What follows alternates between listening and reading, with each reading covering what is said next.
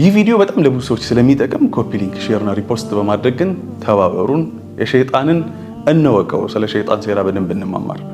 አባታችን አደም እንዲሁም እናታችን ሐዋ ከጀነት እንዴት ሸይጣን እንዳሳሳታቸውና የተከለከሉትን ነገር እንዲፈጽሙ እንዴት እንዳደረጋቸው እኛም ደግሞ ከዚህ ምን ልንማር እንደሚገባ በዛሬው ቪዲዮ እንመለከታለን። ይህንን ፍሬ አትብሉ፣ ይህንን ዛፍ አትቅረቡት አላቸው።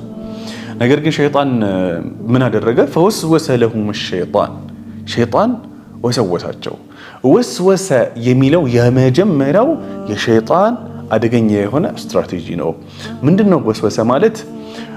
በኖርማል ሲቹዌሽን ላይ ኖርማል ሰዓት ላይ በቃ ጤነኛ አእምሯችን ሁሉ ነገራችን ወደ አላህ ቀረብ ባለበት ሁኔታ ላይ መጥቶ መጥፎ ሐሳቦችን ሹክ ውል እንዲሉብን ያማድረግ አቅም ተሰጥቶታል ሸይጣን። ይወስዊሱ ለክ طيب በልቦናችን ነው ደግሞ በቃ ሄድ ምጥት የሚል በቃ አድርጎ አታድርገው የሚል ስሜትን ውስጣችን ላይ ይዘራብናል። ያ ነገር መጥፎ እንደሆነ ደግሞ ቀልባችን ይነግረናል። ይህ ከምንድነው ማለት ነው? ከሸይጣን ነው። አደም አለይሂ ሰላም እና እናታችን ሐዋን እንዴት ነው ያደረጋቸው? ፈወስወሰ ለሁም الشيطان ليبدي لهما ما وري عنهما من سوآتهما وقال ما نهاكما ربكما عن هذه الشجرة إلا أن تكونا ملكين أو تكونا من الخالدين። شفتوا ደግሞ ሲወሰውሳችሁ ማለት ነው እናንተ ያን ነገር ከፈጸማችሁ ልታገኙት የምትችሉትን ጥቅም ፌክ የሆነ ጥቅም ማለት ነው፣ የውሸት ጥቅም በማሳየት ነው። ኦኬ አላህ እኮ ይሄንን ዛፍ እንዳትበሉ፣ ይሄንን ዛፍ እንዳትቀርቡ የከለከላችሁ ዘላለማዊ ህይወትን እንዳትኖሩ እንዲሁም መላእክቶች እንዳትሆኑ። የሰው ልጅ ደግሞ ደካማ ጎንን በጣም የሚያውቅ ፍጡር ነው ሸይጣን። ሰው ልጅ እንደምታውቁት ረጅም እድሜ መኖር ይፈልጋል። ዘላለም አይደለም ረጅም እድሜ እንኳን ሳይንቲስቶች ስንት ነገር ነው የሚመራመሩት። ዓለም ላይ ያሉ እኮ ትልቅ ባለሀብቶች እኮ ከሞቱ በኋላ እንደ አዲስ አሁን ናኖ ቴክኖሎጂ ምናምን በሚባለው ዘርፍ ወደ ህይወት መመለስ ይቻላል እየተባለ ሬሳቸውን እኮ የተለያዩ በጣም ሚሊዮን ብሮችን ከፍለው እያደረቁ ነው ያሉት። ማንነታቸው ይሄ ስጋቸው እንዳይበላሽ ህይወት ይመለስበታል ብሎ አስበው የሰው ልጅ በዚህ ልክ ነው ምን የሚያደርገው ዘላለም መኖርን እንዲሁም ረጅም እድሜ መኖርን የሚመኘው። በዚህ ጠባብ የሆነች ቀዳዳ መጣና ምን አላቸው? አላህ እኮ ይከለከላችሁ ይሄን እንዳትሆኑ። መልአክ መሆን የማይፈልግ ማን አለ? የለም። ስለዚህ ምንድነው የሚያደርገው? ውስጥህም ላይ መጥቶ የሚያማምር አማኒ ምኞት በቃ ከንቱ የሆኑ ምኞቶችን በቃ የሰው ልጅ ዝም ብሎ የሚመኛቸውን ነገሮችን ሪያሊቲ በቃ እውነት በጣም ሪያሊስቲክ አድርጎ ምናምን ለማቅረብ ይሞክራል ሸይጣን። ይሄ በዚህ ጊዜ ምንድነው ማድረግ ያለበት? you have to be conscious ንቁ መሆን ይፈልጋል። አላህን ማስታወስ ይፈልጋል።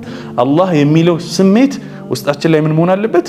መስረጽ አለበት። ዚክር ሲባል ብዙ ጊዜ ጭንቅላታችን ላይ መጣው ሱብሃንአላህ ምናምን የምላሳዊ ዚክሮች አሉ አይደለ? እነዚህ በጣም ትልቅ ቦታ ያላቸው ቫልዩ ያላቸው ነገሮች ነው። ምክንያቱም ወደ ቀጣዩ ወደ ህይወት ወደሚመጣው ፓርት ከነዚህ ነው የምንነሳው። ሱብሃንአላህ ካልኩኝ በኋላ ነው ወደ ቀጣዩ አላህን ህይወቴ ላይ ወደ ማስታወስ መመጣው። እቺ ከሌለችማ በጣም ከባድ ዝም ብሎ ማስታወስ የሚባል ነገር ስለሌለ ማለት ነው። طيب ስለዚህ ምን አረጋቸው? ፈወስወሰ ለሁማ ወሰወሳቸው። ስለዚህ እንመኛቸውን ነገሮች ለምሳሌ በመርካቶኛ ባወራችሁ መርካቶ ይመጣ አንድ የሚነግድ በቃ የሚጣጣር የሚለፋውን ሰው ሀብታም መሆን ምኞቱ ነው፣ በጣም ባለጸጋ መሆን ምኞቱ ነው አይደል? ስለዚህ ምን ይመጣል? የሸይጣን ይመጣና ምን ይላል? እንደዚህ አድርጋት እንትናን ብር ሞጭ ልፈው ኖርማል ነው። አንተ ባለጸጋ መሆን ሀብታም መሆን አለበት ይስልልሃል፣ በቃ ያመጣጣልሃል። በጣም የሚገራርም መኪና ቤት ምናምን በቃ ቪላ ምናምን ጂ ፕላስ ምናምን ገንብተህ ምናምን ህንጻህን አቁመህ ይስልልሃል። ከዛ አንተ ምን ታደርጋለህ? ወደክ ማለት ነው። ልክ እነሱን እዛ ጋር የዘላለም ህይወትን እንደሸወደው ለእያንዳንዱ ሰው ደግሞ ወስወሳው ላይ ለራሱ የሚሸውድበት የራሱ መንገድ አለ። እያንዳንዱ ሰው ለየብቻ ነው ስትራቴጂ ያለው ሸይጣን። እኔ የምመኘው ነገርና ማሰበው ነገር ሌላ ነው። እገሌ የሚመኘው ነገር እሷ የምትመኘው እሱ የሚመኘው ነገር የተለያየ ነው። ለእያንዳንዱ ሰው ይመጣና ጠቅ ነው የሚያደርገው። በዚህ ጊዜ ምን መሆን ይፈልጋል? አላህን ይፈልጋል። ከዛ በኋላ እስኪ በምን መልኩ እንደወሰወሳቸው ምን ስትራቴጂዎችን ተጠቅሞ ደግሞ ይሄን ወሰወሳቸው። ወስወሳ ገና የመጀመሪያው ስቴፕ ነው። እንዴት ፍሬውን ደግሞ እንዲበላቸው እንዳደረገ ከሱስ እኛ ምን መማር እንዳለብን በቀጣይ ቪዲዮ የምንመለከት ይሆናል።